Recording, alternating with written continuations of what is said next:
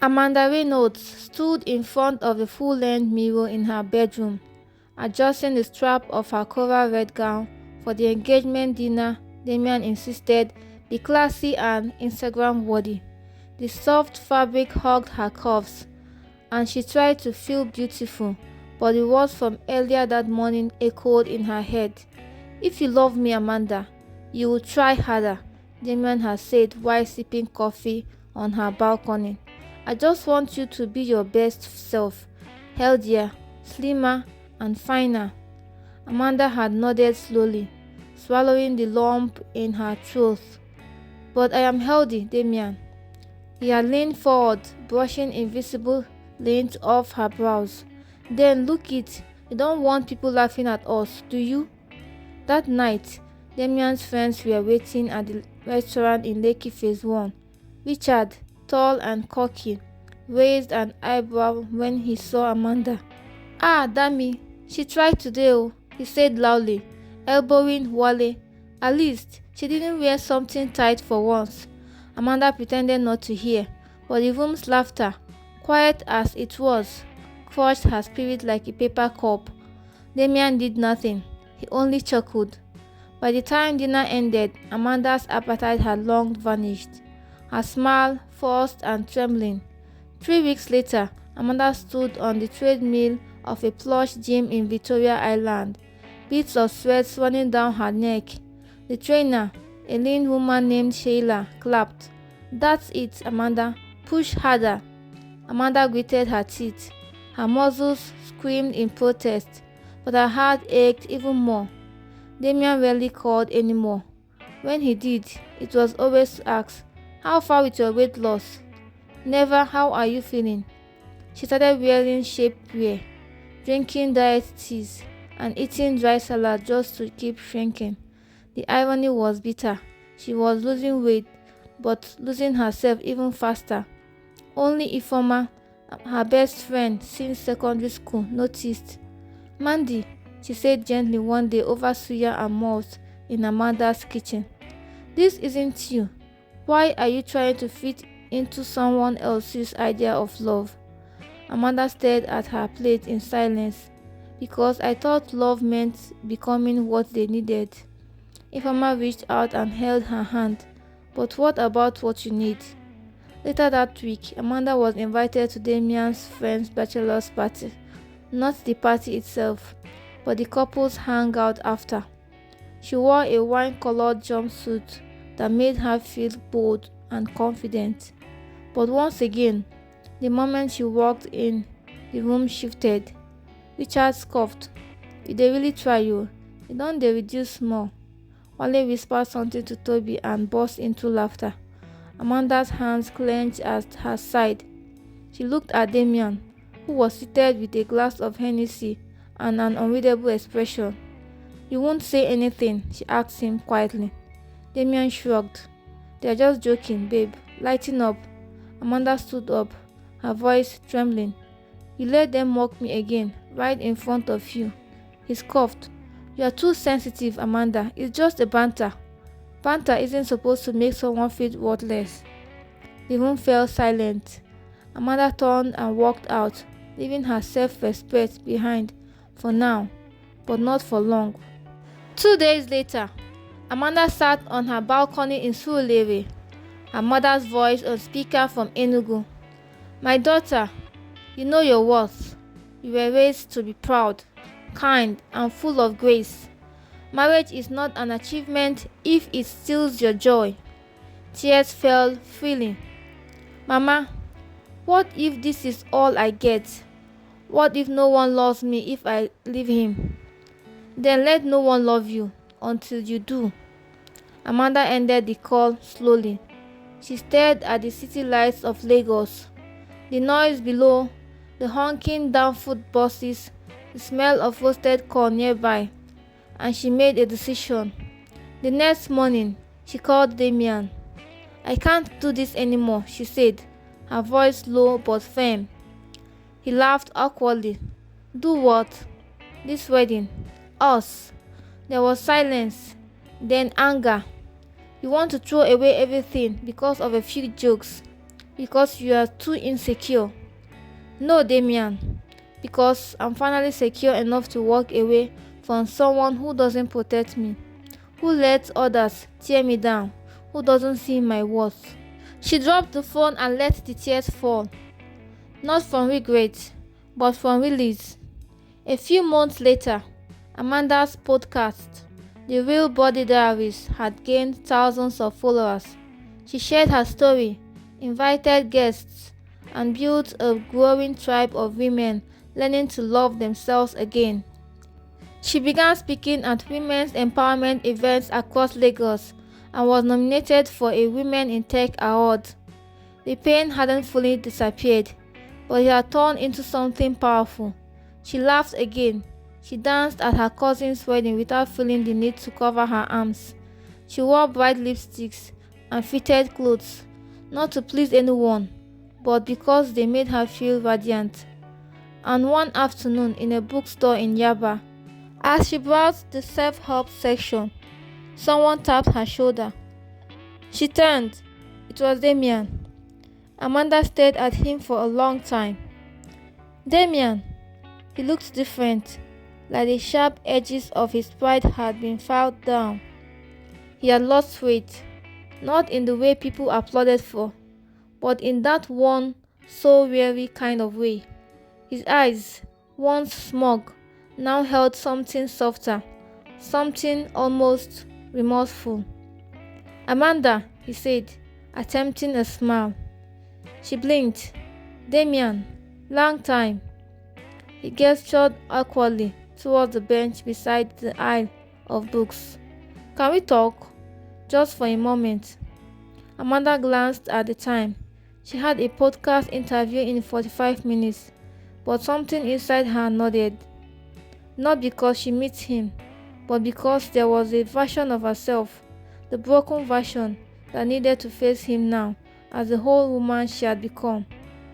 They sat. I heard about your podcast, Damian started. Someone sent me a clip a few weeks ago. The one where you said loving someone should never mean shrinking yourself. Amanda said nothing. She simply looked at him, her eyes patient but unreadable. He cleared his throat. I didn't come here to beg for you back. I needed to say I'm sorry. For real this time. Not the kind you give because you're caught, but the kind that grows from realizing you were the villain in someone's story. Her chest tightened slightly, not out of love, but because she knew this version of Damian had taken too long to show up.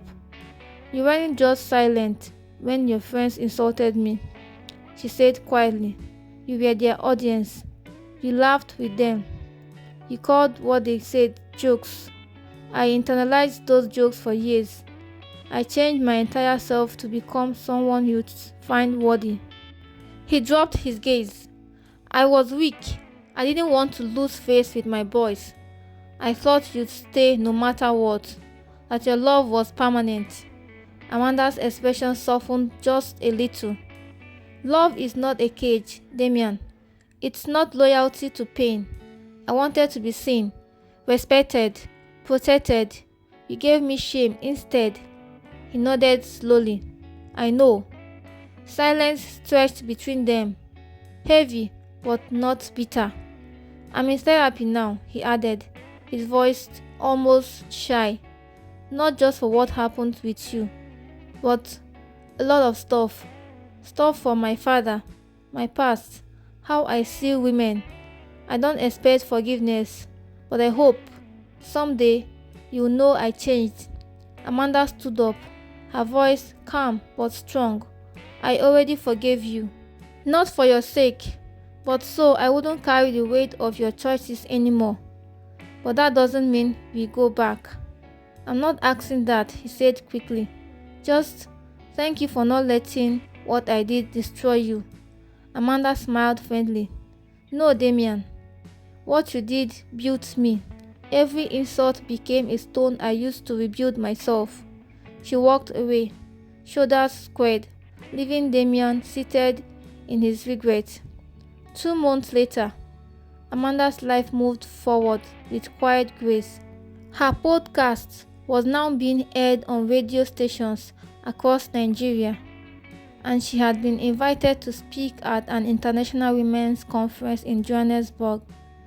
She wore her natural hair in a bold afro now, something she had always hidden during her time with Damien. At a tech networking dinner in Ikoyi, she met Julian Iwobi, a product designer from Abuja. He was different, soft-spoken but confident, kind without being performative. He had heard of her podcast and confessed he was a fan. "Your episodes on reclaiming your voice was what made my sister end a toxic relationship," he said with a smile. Amanda chuckled. "That episode almost didn't air. I recorded it while crying between takes." Julian looked at her with genuine admiration. Sometimes, the most broken parts of us produce the most honest work. They exchanged numbers. Weeks turned into months. Julian and Amanda began spending more time together. No grand gestures, just slow, steady friendship. A few early morning coffees in Lekki. Late night phone calls about career dreams and childhood wounds. He never commented on her weight, her body, or her past. He listened. He respected her boundaries. And for once, Amanda didn't feel the need to shrink herself to be worthy of love. One evening, as they walked barefoot on Elegushi Beach, Julian turned to her and asked, "Amanda, have you ever been loved the way you love?" Amanda stopped walking. The question struck a place in her chest she hadn't touched in years. "I don't know," she replied honestly. "But I think I'm finally ready to find out." He reached for her hand, and she didn't pull away. Not because she needed saving, but because she finally knew she didn't have to do life alone. Elsewhere in Lagos, Damien scrolled through Amanda's latest posts. She was smiling in a green dress, standing behind a mic, speaking to an audience full of women. The caption read, "Your scars are proof you survived. Your story is proof you are growing." He smiled faintly and put the phone down. This time, there was no bitterness, just a quiet acceptance that when you lose someone because of your own hands, the best you can do is become better, so you never hurt the next person the same way. It had been a year since Amanda Reynolds walked out of the toxic love she once mistook for identity. Now, as she stood backstage at the prestigious She Speaks Africa Women's Summit in Johannesburg, wearing a vibrant Ankara jumpsuit that hugged her figure unapologetically, she felt an unfamiliar sensation pulsing through her chest. Peace, not the kind you beg for or bargain into existence, but the kind you grow through fire. She took a breath as her name echoed through the auditorium. Applause followed. "Ladies and gentlemen," the announcer said, "please welcome the host of the Real Body Diaries, tech entrepreneur and body positivity advocate, Amanda Reynolds." Amanda stepped forward into the spotlight, the crowd rising in standing ovation. Later that night, back in her hotel room, Amanda removed her heels and sunk into her bed, her phone buzzing non-stop with messages and tags on social media. She scrolled through a few of them. Words like "inspiring," "powerful," and "needed" jumped out at her. She smiled, not because of the praise, but because her pain had turned into purpose. Her story, once heavy with shame, had become someone else's survival guide. A message popped up at the top of her screen. "Julian, proud of you, my G. Dinner when you land in Lagos. Your favorite jollof place. I promise." She grinned and typed back, "Only if there's suya too, and you're buying." Back in Lagos, 2 weeks later, Amanda and Julian sat on a rooftop terrace overlooking the city lights, the hum of Lagos beneath them. They had been seeing each other steadily, no pressure, no declarations, just ease. They were both busy, but healing from old scars. But somehow, their growths aligned. Do you remember what you told me at the beach? Amanda asked, sipping her Chapman. Julian raised a brow. I said a lot of things that day. You will have to narrow it down. Amanda smiled. You asked if I'd ever been loved the way I love. He looked into her eyes, suddenly serious. And now, I think I'm starting to understand what that looks like, she replied. It's soft, it doesn't demand I shrink. It listens, it grows with me. Julian reached for her hand. I've never wanted to be someone's rescue, but I want to be their peace. And you are already a light. Amanda's heart softened. Julian, I don't need rescuing. I just need real. You have it, he said quietly. If you have me too. 6 months later, Amanda stood at a small, elegant gathering in Lagos Island. Not a wedding, not a grand party. Just a celebration. Friends, family, supporters. The event was to launch the Real Body Foundation, her newest initiative providing therapy, career mentoring, the body image support for young women across Nigeria. Her mother flew in from Enugu and cried as she caught the ribbon. Ifeoma danced like she owned the world, and Julian, he never left her side, not to control her, not to shield her, just to stand beside her. At the end of the event, Amanda walked outside, heels in hands, feeling the cool Lagos breeze against her skin. She looked up at the stars.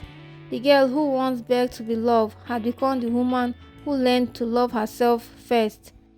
She had been insulted, humiliated, and abandoned by the one person he thought would cherish her. But she rose, not because of a man, not because of revenge, but because her healing became her loudest triumph. And in that healing, she found a love that did not need to be earned. It simply was.